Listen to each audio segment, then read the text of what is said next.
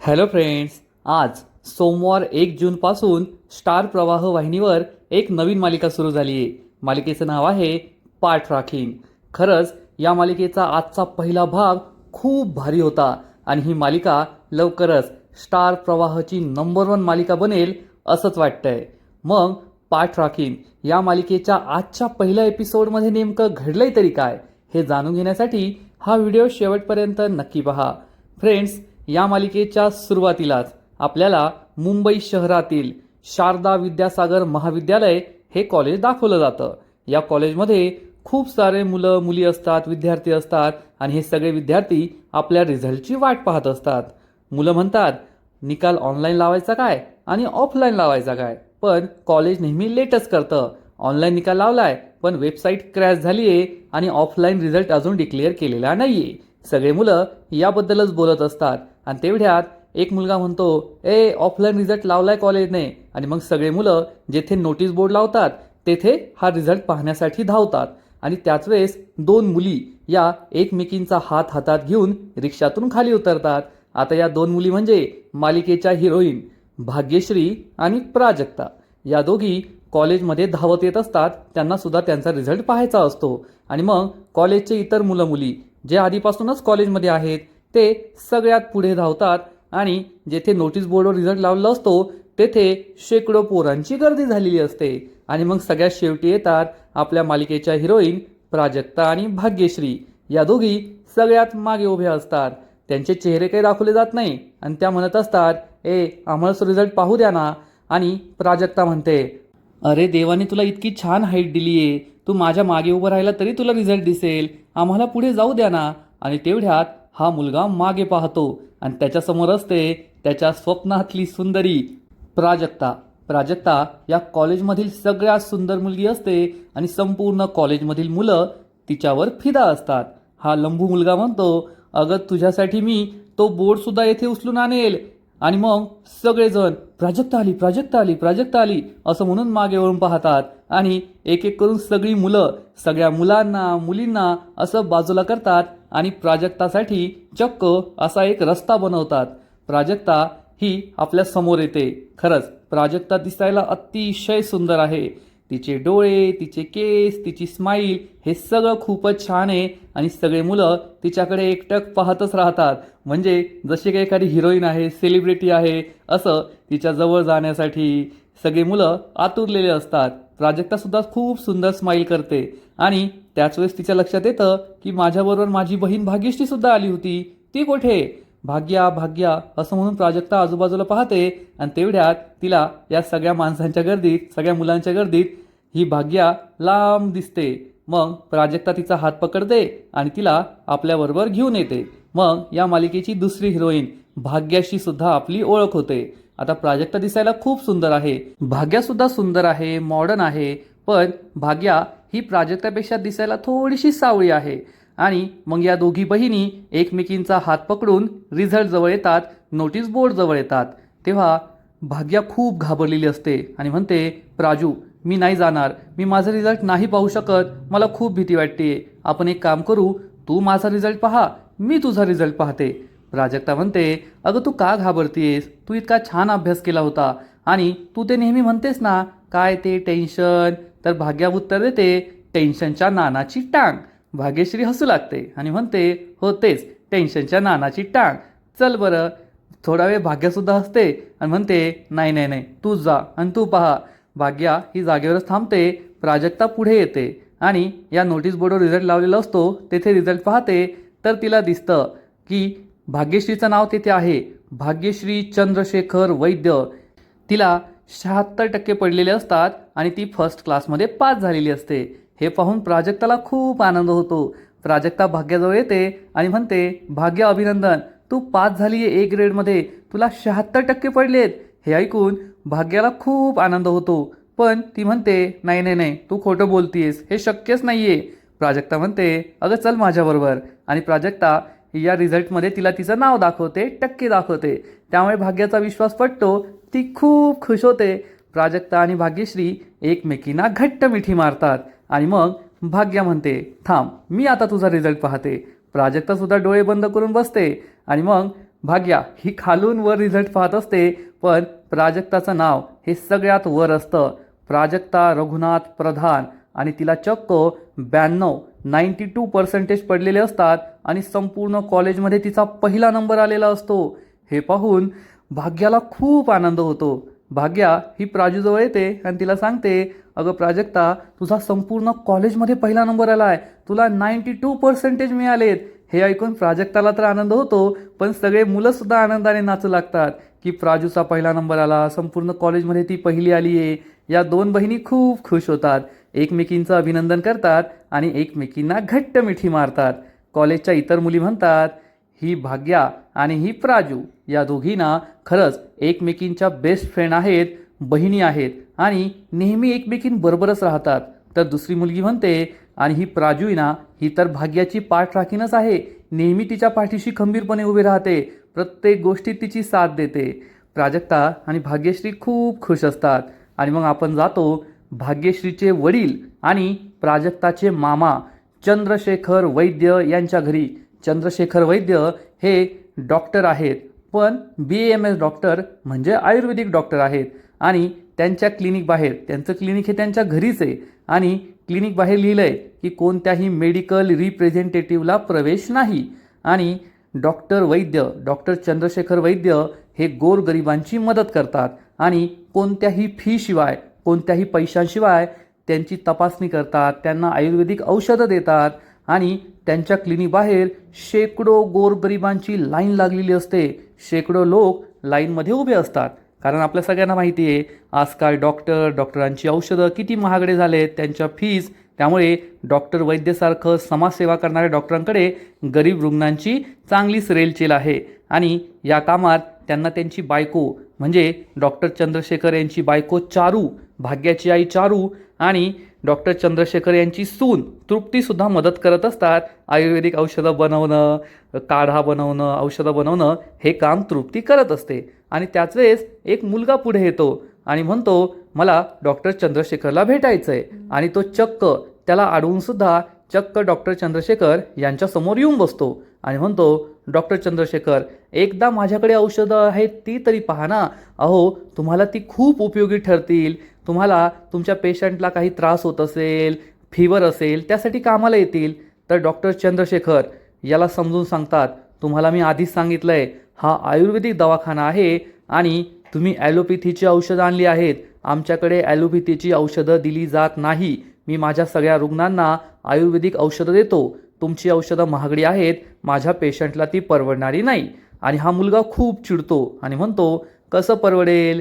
तुमच्याकडे सगळे गरीब लोक येतात ना, तुम्ही त्यांच्याकडून काही फीज घेतात, नाही औषधाचे पैसे घेतात आणि तुम्ही फुकटात इलाज करतात, म्हणून तर हे सगळे गरीब लोक इथे येतात. हे ऐकून या सगळ्या पेशंटला खूप वाईट वाटतं आणि त्यातला एक पेशंट 50 रुपये खिशातून काढतो आणि तेथे एक पेटी ठेवलेली असते, या पेटीमध्ये टाकून देतो. म्हणजे डॉक्टर काही फीस घेत नाही, पेशंटची इच्छा असेल तर ते तेवढे पैसे टाकू शकतात. हे सगळं तृप्ती पाहते आणि खुश होते. आणि इकडे कॉलेजमध्ये भाग्या आणि प्राजक्ता या दोघी कॉलेजमधून घरी जात असतात.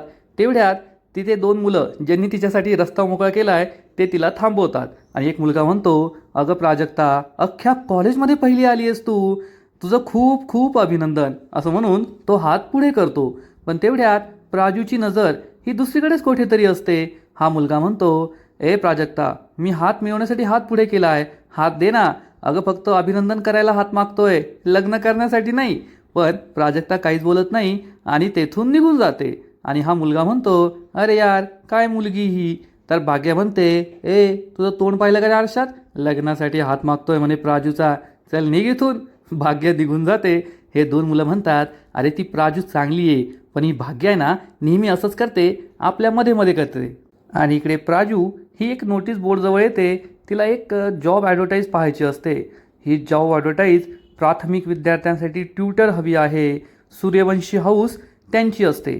आणि प्राजूचं ग्रॅज्युएशन पूर्ण झालं आहे, तिला आता नोकरीची गरज आहे. त्यामुळे ती या नोकरीसाठी अप्लाय करायचं ठरवते आणि या पोस्टरचा फोटो काढून घेते. आणि त्याच वेळेस कौशिक नावाचा एक हँडसम मुलगा कॉलेजमध्ये येतो.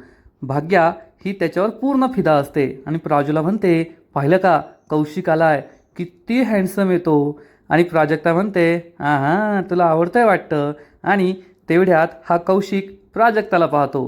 प्राजक्ता एवढी सुंदर आहे म्हणून हा कौशिक प्राजक्तावर फिदा असतो आणि तो प्राजक्ताला आवाज देतो. प्राजक्ताच्या जवळ येतो आणि अभिनंदन करण्यासाठी हात पुढे करतो, तर भाग्यश्रीच त्याचा हात पकडते आणि थँक्यू म्हणते. मग कौशिक तिच्या हातातून हात सोडून घेतो आणि मग प्राजक्ताचं अभिनंदन करतो. प्राजक्ता विचारते, तुला कसं माहीत की आम्ही पास झालोय? तर कौशिक म्हणतो, अरे तुम्ही वैद्यबुवांच्या मुली आहात, तुम्ही हुशार आहात, पास होणार हे तर मला माहीतच होतं. मी तुझ्यासाठी एक चॉकलेट आणलंय. असं म्हणून एक भलं मोठं चॉकलेट हा कौशिक प्राजक्ताला देतो. तर भाग्या विचारते, आणि माझ्यासाठी? कौशिकने भाग्यासाठी सुद्धा चॉकलेट आणलेलं असतं. कौशिक हा चांगला मुलगा आहे, पण त्याचं भाग्यावर प्रेम नाही आहे, तर प्राजक्तावर प्रेम आहे. पण भाग्या मात्र कौशिकवर फिदा आहे. भाग्या कौशिकला सांगते, आम्ही फक्त पास नाही झालोय, तर प्राजक्ता अख्ख्या कॉलेजमध्ये पहिली आली आहे. हे ऐकून कौशिकला खूप आनंद होतो आणि कौशिक प्राजक्ताला म्हणतो, अगं खरंच? आणि तो पुन्हा एकदा प्राजक्ताचा हात हातात घेतो आणि म्हणतो, अगं बाकीच्या मुलींसाठी काहीतरी सोड, म्हणजे या कॉलेजमध्ये सगळ्यात सुंदर तूच दिसणार, कॉलेजमध्ये पहिली तूच येणार, त्यानंतर डान्समध्ये पहिली तूच येणार, एक्स्ट्रा करिक्युलर ॲक्टिव्हिटीमध्ये सुद्धा पहिली तूच येणार. भाग्या म्हणते, म्हणून तर कॉलेजमधल्या सगळ्या मुली तिच्यावर जळतात. प्राजक्ता म्हणते, नाही नाही असं काही नाही आहे. आणि तेवढ्यात 2 मुलं तेथे येतात आणि काहीतरी महत्त्वाचं काम आहे म्हणून कौशिकला आपल्याबरोबर घेऊन जातात. भाग्या ही त्याच्याकडेच एकटक पाहत राहते. प्राजक्ता म्हणते, ओ बाईसाहेब, झालं का पाहून की अजून थांबायचंय? तर भाग्या म्हणते, थांबू ना थोड्या वेळ. प्राजू म्हणते, अगं चल घरी, सगळ्यांना आनंदाची बातमी द्यायची आहे ना. घरी वहिनी आहे, कौस्तुभ दादा आहे, आई, मामा, सगळे किती खुश होतील. भाग्या म्हणते, हो चल चल. आणि मग या दोघी बहिणी आपल्या घराकडे जायला निघतात. आणि इकडे चंद्रशेखर म्हणजेच भाग्याचे वडील आणि प्राजक्ताचे मामा, चंद्रशेखर खूप चिडतो आणि या मुलाला, हा मुलगा चक्क त्यांचा सख्खा मुलगा आहे, त्याचं नाव कौस्तुभ आहे, ही जी आहे तृप्तीचा नवरा, त्याला ठणकावून सांगतात, तुला एकदा सांगितलेलं कळत नाही का? माझ्या या क्लिनिकमध्ये ॲलोपॅथीची औषधं चालणार नाही, कोणत्याही मेडिकल रिप्रेझेंटेटिव्हला आमच्या इथे प्रवेश नाही, चल आत्ताच्या आत्ता निघ इथून. तृप्ती खूप चिडते आणि म्हणते, कौस्तुभ, बाबांनी काय सांगितलं तुला कळत नाही का? तुला जायला सांगितलं ना, तू जा इथून. तर कौस्तुभ चिडून म्हणतो, खरंय खरंय, बाबा आहे ना स्वतःच्या मुलाला सुद्धा मदत करू शकत नाही, नाहीतर एवढे पेशंट आहे त्यांच्याकडे, माझं सुद्धा किती भलं होईल. तर डॉक्टर चंद्रशेखर म्हणतो, तुला एकदा जायला सांगितलं ना, चल जा बरं इथून. आणि ते स्वतःच घरामध्ये येतात. आणि त्याच वेळेस भाग्या आणि प्राजक्तासुद्धा घरी परत येतात. त्यांनी एक प्लॅन बनवलेला असतो. त्या दोघी एकदम नाराज आहेत, दुःखी आहेत असा चेहरा करतात. तेवढ्यात चंद्रशेखर, कौस्तुभ, तृप्ती सगळे तेथे येतात आणि चंद्रशेखर या दोघींना विचारतो, काय गं, आज तुमचा रिझल्ट होता ना, काय लागला रिझल्ट? पण या दोघी माना खाली घालतात, जशा का आम्ही नापास झाले आहोत अशा त्यांच्या चेहऱ्यावरचे एक्सप्रेशन असतात. त्यामुळे चंद्रशेखर, कौस्तुभ, तृप्ती चांगलेच घाबरतात. चंद्रशेखर विचारतो, काय गं, असा चेहरा का केलाय? नापास बिपास झाले की काय? आणि या मुली काहीच बोलत नाही. चंद्रशेखर चांगलाच घाबरतो आणि मग या दोघी खुदू खुदू हसू लागतात. चंद्रशेखर विचारतो, अरे बापाची मामाची चेष्टा करता का रे? लाज नाही वाटत तुम्हाला? आणि तो या दोघींना जवळ घेतो. या दोघी सांगतात, आम्ही दोघीही पास झालो आहोत. आणि भाग्या ही तिच्या बाबांना म्हणजे चंद्रशेखरला सांगणार की प्राजक्ता तर अख्ख्या कॉलेजमध्ये. पण तेवढ्यात तेथे भाग्याची आई आणि प्राजक्ताची मामी चारू येते आणि म्हणते, भाग्या, फालतूच्या बडबड नको करू, तू पास झाली ना तेवढंच महत्त्वाचं आहे. म्हणजे या चारूला फक्त स्वतःची मुलगी आवडते भाग्या, तिला प्राजक्ता काही आवडत नाही. आणि चारू पुढे येते आणि म्हणते, भाग्या, मला माहीत होतं तू पहिली येणार आहे, म्हणून मी तुझं तोंड गोड करण्यासाठी बेसनाचे लाडू बनवलेत. असं म्हणून चारू स्वतःच्या हाताने भाग्याला खाऊ घालते. आणि मग प्राजक्ता म्हणते, मामी, तू माझं तोंड गोड करण्यासाठी सुद्धा खीर बनवली आहे ना, कुठे किचनमध्ये ठेवली आहे का? मी घेऊन येते. असं म्हणून प्राजक्ता जाऊ लागते. तर मामी तिला टोमणा देते, या घरात काय तुझ्या मामाने 2-4 नौकर नाही ठेवले कामाला? मला कुणीच मदत करत नाही, त्यामुळे खीर बनवलेली नाही आहे. हे ऐकून प्राजक्ताला खूप वाईट वाटतं. आता प्राजक्तासाठी हे काही नवीन नसेल, लहानपणापासूनच मामीने तिचा छळ केला असेल, त्यामुळे प्राजक्ता दुःखी होते, तिच्या डोळ्यातून पाणी येतं. घरातील सगळ्यांना हे माहीत असतं. चंद्रशेखरसुद्धा काही बोलत नाही. तेवढ्यात कौस्तुभ बेसनाचा एक लाडू घेतो आणि स्वतः खातो. तृप्तीला सुद्धा विचारतो, तृप्ती नाही म्हणते. मग मामाला समजतं की प्राजक्ताला वाईट वाटते. प्राजक्ता म्हणतो, मला सुद्धा एक लाडू हवा आहे, प्राजू लाडू खूप छान झाला बरं का, तू खा. प्राजक्ता म्हणते नको. तेवढ्यात चारू म्हणते, अहो तिला कोठे देताय, हा बेसनाचा लाडू आहे, तुम्हाला माहिती नाही आहे का, तिला बेसनाची ॲलर्जी आहे, तिने हा लाडू खाल्ला तर तिला लाडू बाधेल, मग तिचं पोटात गडबड होईल, मग उगाच औषध पाण्याचा एक्स्ट्रा खर्च येणार. हे ऐकून प्राजक्ताला खूप वाईट वाटतं. चंद्रशेखर चिडून म्हणतो, तुला माहिती आहे ना तिला बेसनाची ॲलर्जी आहे, मग तू बेसनाचे लाडू का बनवलेस, आणि काही औषधाचा एक्स्ट्रा खर्च येत नाही, घरचा वैद्य आहे ना, मी देईल तिला औषध पाणी. तर भाग्या खूप चिडते आणि म्हणते, आई असं का केलंस तू, तुला माहीत होतं ना की प्राजक्ताला बेसनाची ॲलर्जी आहे, तू जाणून बुजून असं केलंस का, म्हणून तू बेसनाचे लाडू बनवले ना. तर चारू म्हणते, वा ग वा, मी तुला आवडतात म्हणून बनवले, आणि मी का जाणून बुजून असं करेल, मी काही जाणून बुजून केलेलं नाही आहे. तर प्राजक्ता म्हणते, भाग्या शांत हो, आणि मामी नाही बनवलं नाही बनवलं, अगं तोंड गोड करायला साखरेचे 4 दाणेसुद्धा पुरेसे ठरतात. तुला माहिती आहे का, तू देवासमोर जी साखर ठेवते ना रोज सकाळी, ती मीच खाते, आतासुद्धा मी तेच करेल. आणि भाग्या तू आईशी असं बोलत जाऊ नको, असं म्हणून प्राजक्ता ही मागे वळते. खरं तर तिला खूप वाईट वाटलेलं असतं. ही गोष्ट भाग्याला आणि चंद्रशेखर यांनासुद्धा समजते. प्राजक्ता ही घरातील देवासमोर येते, देवासमोर हात जोडते आणि म्हणते, बाप्पा मी आजपर्यंत तुझ्यासमोर काहीच मागितलं नाही, पण तरीसुद्धा तू मला खूप काही दिलं आहे. आज माझा पहिला नंबर आला, त्यासाठी खूप थँक्यू. तेवढ्यात चंद्रशेखर तेथे येतो, तो हे सगळं पाहतो. प्राजक्ता देवासमोर ठेवलेली साखर घेते, ही साखर खाऊन तोंड गोड करते, देवासमोर पुन्हा हात जोडते. तर देवाच्या मागेच तिचे आईवडिलांचा फोटो असतो, म्हणजे प्राजक्ताचे आईवडील रघुनाथ प्रधान आणि कविता प्रधान हे दोघेही या जगात नाही आहे. प्राजक्ता त्यांच्या फोटोकडे पाहते, खूप इमोशनल होते. तेवढ्यात चंद्रशेखर तेथे येतो आणि म्हणतो, प्राजू तुझ्या आईबाबांनासुद्धा नमस्कार कर, त्यांचे आशीर्वाद आहेत म्हणून तू आज एवढं मोठं यश मिळवलं आहे. भाग्याने मला सांगितलं तू संपूर्ण कॉलेजमध्ये पहिली आली आहे. तर प्राजक्ता आईबाबांना नमस्कार करत नाही, तर चक्क मामाला नमस्कार करते, चंद्रशेखरला नमस्कार करते.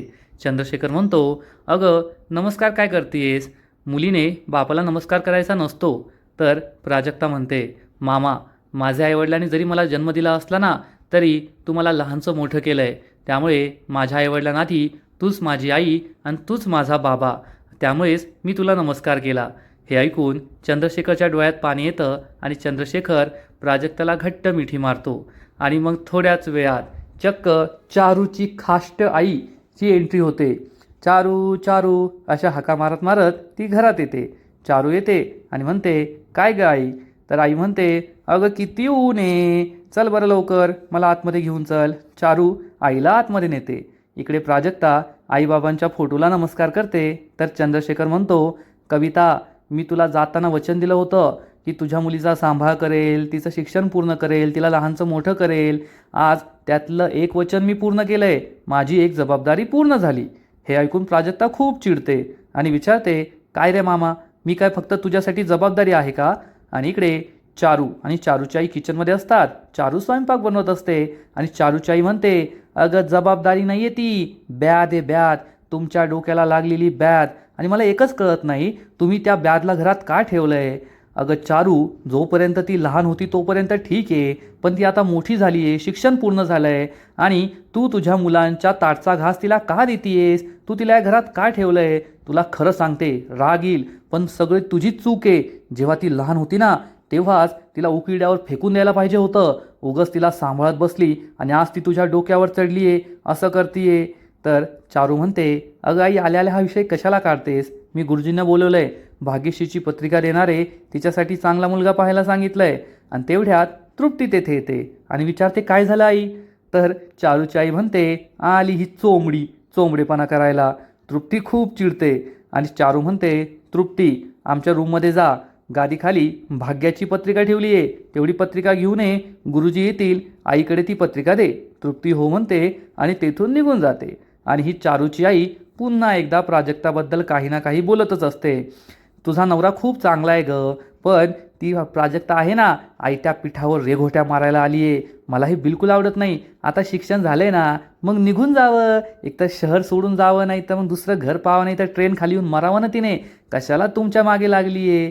चारू हे सगळं गपचूप ऐकून घेत असते आणि म्हणते, आई तुला माहिती आहे ना, मी यांना किती सांगितलं तरी ते नाही ऐकणार, तर चारूची आई म्हणते, हो ते मला माहिती आहे, जावई बापू अगं भला माणूस आहे, तो चांगलेपणाने करतो, पण या प्राजक्ताला कळायला पाहिजे ना, ती ना त्यांचा फायदा उचलते. आधी शिक्षणावर मरणाचा खर्च करायला लावला आणि आता लग्नावर करायला लावेल. काय खरं नाही त्या पोरीचं. तुमच्या नशिबाला लागलेली कीड आहे कीड, अवदसा आहे ती अवदसा. असं काही बाही ही चारूच्याही प्राजक्ताबद्दल बोलत असते. आणि इकडे चंद्रशेखर हा प्राजक्ताला म्हणतो, प्राजक्ता आजपर्यंत मी तुला कधीच भाची मानलं नाही, तर माझी मुलगीच मानलं आहे. उलट मी भाग्या आणि तुझ्यात कधीच फरक केला नाही. तर प्राजक्ता म्हणते, मामा हे मला माहिती आहे, उलट तू भाग्याच्या वाट्याचं मला दिलं आहे, आणि पण आता मी ठरवलं आहे त्या गोष्टीला तुम्हाला सपोर्ट करावा अशी माझी इच्छा आहे. चंद्रशेखर विचारतो, काय? तर प्राजक्ता म्हणते, मामा मला आता स्वतःच्या पायावर उभं राहायचं आहे, मला नोकरी करायची आहे. हे ऐकून चंद्रशेखर खूप खुश होतो आणि म्हणतो, प्राजक्ता मला तुझा अभिमान वाटतोय, तू नक्कीच नोकरी कर, पण फक्त स्वतःच्या पायावर उभं राहण्यासाठी, हे घर चालवण्यासाठी नाही. जर तुला हे घर चालवायचं असेल तर एक लक्षात ठेव, हा तुझा मामा आहे ना, तुला पोसण्यास समर्थ आहे. तर इकडे चारूची आई म्हणते, अगं तिला पोसून पोसून तर तुमच्या घराला खिंडार पडलंय, ती नसती ना तर आता तुम्ही कुठच्या कुठे गेल्या असतात. तुझ्या नवऱ्याला हे कळत नाही. तर तेवढ्यात गुरुजी तेथे येतात. चारू म्हणते, आई तू जा, मी गुरुजींसाठी पाणी घेऊन येते. चारूची आई बाहेर जाते. इकडे चंद्रशेखर प्राजक्ताला विचारतो, तू कुठे नोकरी पाहिली आहे का? तुला कुठे नोकरी करायची आहे? प्राजक्ता त्याला आपल्या मोबाईलमध्ये कॉलेजमधून आणलेला फोटो दाखवते, ते होम ट्युटर पाहिजे म्हणून, आणि म्हणते कुणीतरी सूर्यवंशी आहेत, सूर्यवंशी निवास म्हणून, त्यांच्या घरी लहान मुलांना शिकवण्यासाठी ट्युटर हवी आहे, तू त्यांना ओळखतोस का? तर मामा म्हणतो, चंद्रशेखर म्हणतो, सूर्यवंशी म्हणजे सूर्यवंशी निवास, सुलक्षणा सूर्यवंशी? प्राजक्ता विचारते, तू त्यांना ओळखतोस का? तर मामा सांगतो, हो हो, अगं खूप मोठी माणसं आहेत सुलक्षणा सूर्यवंशी, त्यांची खूप मोठी इंडस्ट्री आहे, खूप श्रीमंत आहेत ते. पण माझ्या मते खरा श्रीमंत तोच जो मनाने श्रीमंत असतो. आणि मी सुलक्षणा सूर्यवंशी यांच्याबद्दल ऐकलंय की त्यांच्याकडे जेवढी पैशांची श्रीमंती आहे ना, त्यापेक्षा कित्येक पटीने मनाची श्रीमंती आहे. अनेक सेवाभावी संस्थांना ते मदत करत असतात, समाजकार्य करत असतात, आणि खरं सांगू प्राजू तुला, खरंच त्या खूप चांगल्या आहेत. आणि मग त्याच वेळेस एंट्री होते या मालिकेतल्या आणखीन एका मेन कॅरेक्टरची, सुलक्षणा सूर्यवंशी. सुलक्षणा सूर्यवंशी त्यांच्या BMW या महागड्या गाडीमधून त्यांच्या बंगल्यात प्रवेश करतात. ते येताच त्यांचे 4-5 बॉडीगार्ड उभे असतात. त्यांच्या मागे पत्रकारांची फौज पळत पळत येते. सगळ्या पत्रकारांना सुलक्षणा सूर्यवंशी यांचा इंटरव्ह्यू घ्यायचा असतो. आणि इकडे चंद्रशेखर हा प्राजक्ताला समजावून सांगतो की सुलक्षणा सूर्यवंशी या खूप चांगल्या आहेत, मोठ्या बिझनेसमॅन आहेत, पण त्यांनी आपलं कुटुंबसुद्धा चांगल्या प्रकारे सांभाळलं आहे, समाजकार्यसुद्धा करतात, आणि त्यांच्यासारखी व्यक्ती, त्यांच्यासारखी स्त्री जर माझ्या मुली बनल्या ना तर मला नक्कीच आनंद होईल. तू त्यांच्याकडे नक्कीच नोकरी कर. हे ऐकून प्राजक्ताला आनंद होतो. आणि इकडे आपल्या जिजी अक्का जिजी अक्का म्हणजे सुलक्षणा सूर्यवंशी या गाडीतून बाहेर येतात. सुलक्षणाचा ऑराच वेगळा असतो. सगळे पत्रकार त्यांना एक एक प्रश्न विचारण्यासाठी खूप आतुरलेले असतात. मॅम मॅम आमच्या प्रश्नांची उत्तरं द्या. सुलक्षणा गाडीतून खाली उतरते आणि या सगळ्या पत्रकारांना हात दाखवते. सगळे पत्रकार गप्प बसतात आणि मग सुलक्षणा त्यांच्याकडे पाहून स्माईल करते. पत्रकार त्यांना प्रश्न विचारतात, मॅम यावर्षी भारतातील टॉप 10 सगळ्यात जास्त इन्कम टॅक्स देणाऱ्या कंपनींपैकी एक कंपनी तुमची आहे. रातोरात सूर्यवंशी इंडस्ट्रीजला एवढं मोठं यश कसं मिळालं?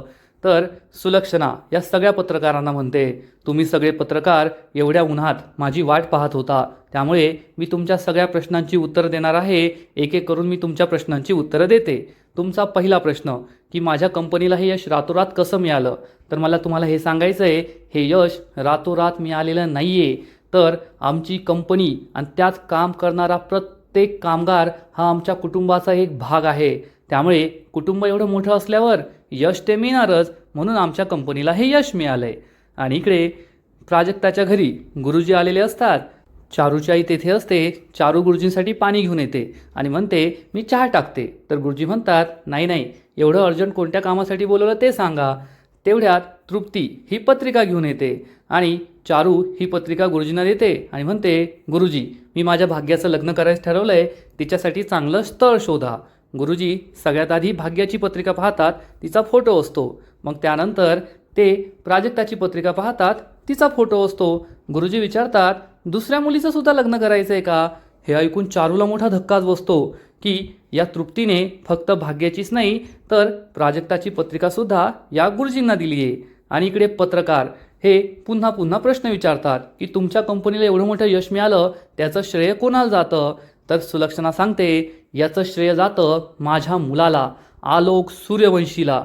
आणि मग आपल्या मालिकेतल्या हिरोची एंट्री होते, आलोक सूर्यवंशी. सुलक्षणा तर सांगतेय की कंपनीला इतकं मोठं यश मिळालं ते आलोक सूर्यवंशीमुळे, पण आपला आलोक सूर्यवंशी एका अंधाऱ्या खोलीमध्ये बसून माउथ ऑर्गन वाजवत बसलेला असतो, शोलेमधल्या जयसारखा. आणि सुलक्षणा ही सगळ्या पत्रकारांना सांगते की आलोकने रात्रंदिवस मेहनत करून हे यश मिळवलंय. पत्रकार विचारतात, पण आम्ही तर हे नाव कधीच ऐकलं नाही, ते कंपनीत काम करतात हे आम्हाला माहीतसुद्धा नाही आहे. तेवढ्यात सुलक्षणाबरोबर एक माणूस असतो, तो सांगतो की आलोक सूर्यवंशी यांना कोणतीही पब्लिसिटी आवडत नाही आणि ते गुपचूप स्वतःचं काम करतात, स्वतःच्या कामाशी काम ठेवतात. आणि इकडे आलोक हा माउथ ऑर्गन वाजवत बसलेला असतो. आणि त्याच वेळेस घरातला एक मॅनेजर ज्याचं नाव सबनीस आहे, तो घरातल्या एका नोकराला खूप मारत असतो आणि म्हणतो, तुझी हिंमत कशी झाली मालकाला सगळा हिशोब आणि पैसे नेऊन देण्याची? अरे मी सबनीस आहे सबनीस, या घरात जे काही काम होतं ना, 1 रुपया जरी खर्च झाला तर त्यात माझा कट असतो, माझं कमिशन मिळाल्याशिवाय कोणतंच काम या घरात होत नाही. तुझी हिंमत कशी झाली? आणि तो चक्क या बिचाऱ्या नोकराला खूप मारहाण करतो, त्याच्या थोबाडीत मारतो, त्याला ढकलून देतो. आणि हा सगळा आवाज आलोकच्या कानावर जात असतो आणि आलोकला याचा खूप त्रास होतो. आणि मग आपल्यासमोर येतो मालिकेतला हिरो, प्राजक्ताचा होणारा नवरा आलोक. आलोक खूप चिडतो. आणि इकडे गुरुजी हे चारूला म्हणतात, दोन्ही मुलींसाठी मी मुलगा पाहतो. चारू खूप चिडते, आधी तृप्तीकडे रागारागाने पाहते आणि मग गुरुजींना म्हणते, नाही गुरुजी, मला एकच मुलगी आहे आणि मला फक्त माझ्या भाग्याचंच लग्न करायचं आहे. असं म्हणून गुरुजींकडून ती ही पत्रिका काढून घेते आणि तृप्तीला पत्रिका नेऊन ठेवायला सांगते. तृप्ती तेथून निघून जाते. आणि मग चारूची आई गुरुजींना चांगला घरंदाज श्रीमंत मुलगा पाहायला सांगतात. गुरुजी हो म्हणून तेथून निघून जातात. पण गुरुजी निघून गेल्यानंतर तृप्ती त्यांच्या मागे मागे धावते आणि म्हणते, गुरुजी ही पत्रिका घ्या, आमच्या प्राजक्तासाठी सुद्धा मुलगा पाहायचा आहे. तर गुरुजी म्हणतात, पण चारू तर नाही म्हणाल्या.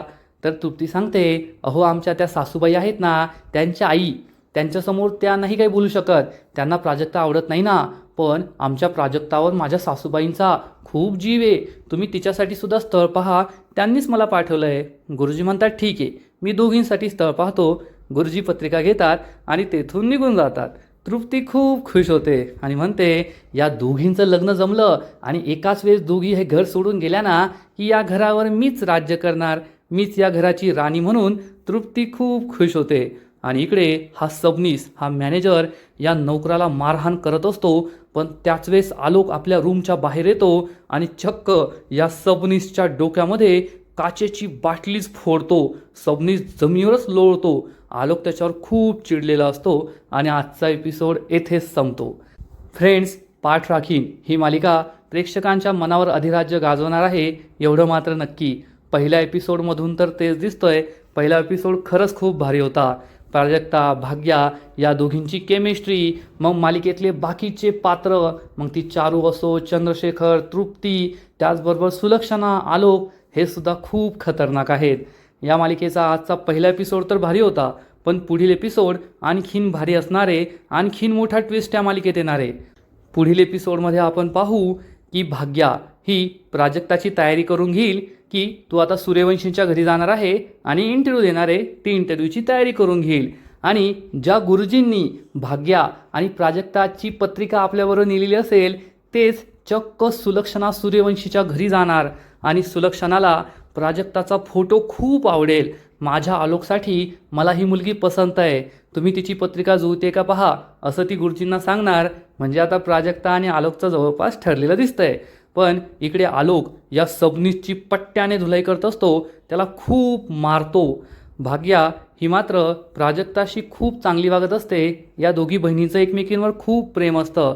पण चारूची आई प्राजक्ताबद्दल जे काही बोलते, ती अवदस आहे, असं आहे तसं आहे, हे सगळं प्राजक्ता ऐकते आणि दुःखी होऊन आपल्या इंटरव्ह्यूसाठी जाते आणि सूर्यवंशी निवासमध्ये पोहोचते. मग आता पुढे काय होईल हे पाहणं खूप इंटरेस्टिंग आहे. तर फ्रेंड्स, तुम्हालासुद्धा पाठ राखीन या मालिकेचा पहिला एपिसोड आवडला का? नक्कीच कमेंट करून सांगा.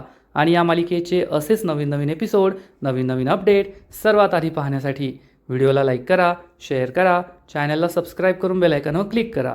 म्हणजे या मालिकेचे नवीन नवीन एपिसोड तुम्हाला सर्वात आधी पाहायला मिळतील. खूप खूप खूप धन्यवाद.